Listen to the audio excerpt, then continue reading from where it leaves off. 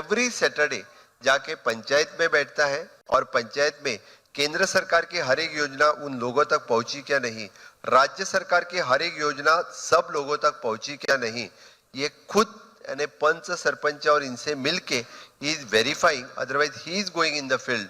और इसी कारण हमें सब प्रोग्राम यानी हर घर नल से हो, हर घर इलेक्ट्रिसिटी हो, ये सब कुछ हम अचीव कर पाए। हमारा मंत्र एक ही है, अंत्योदय सर्वोदय ग्रामोदय। हम इस मंत्र पे चलते हैं। हमारे लिए राजनीति ये अंत्योदय तत्व पे काम करने का काम है।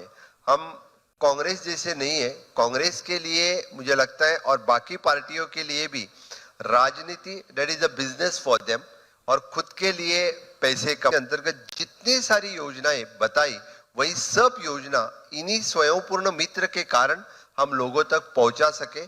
वही प्रोग्राम फिर से आगे हमने agriculture, horticulture, pisciculture, dairy culture, floriculture, इन सब के साथ सबको किस तरह से we are the dependent on the every.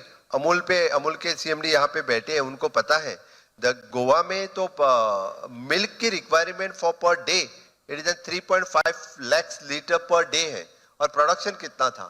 Production था हार्डली 60,000 लीटर्स पर डे।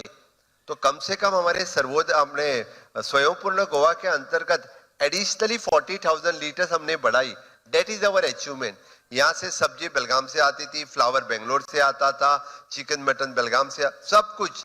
लेकिन इस 3 साल के अंतर्गत एटलीस्ट 35 to 40% ऑफ ये सब कुछ प्रोडक्शन वो बढ़ाया। दैट इज अ स्वयंपूर्ण गोवा। मौपा होने के बाद टूरिज्म की कैपेसिटी डबल हो गई है। जो सिटी पहले दाबोलिम से कनेक्टेड नहीं थे, वो ढेर सारे सिटीज और स्टेट कैपिटल अभी मोपा से कनेक्ट हो चुके हैं।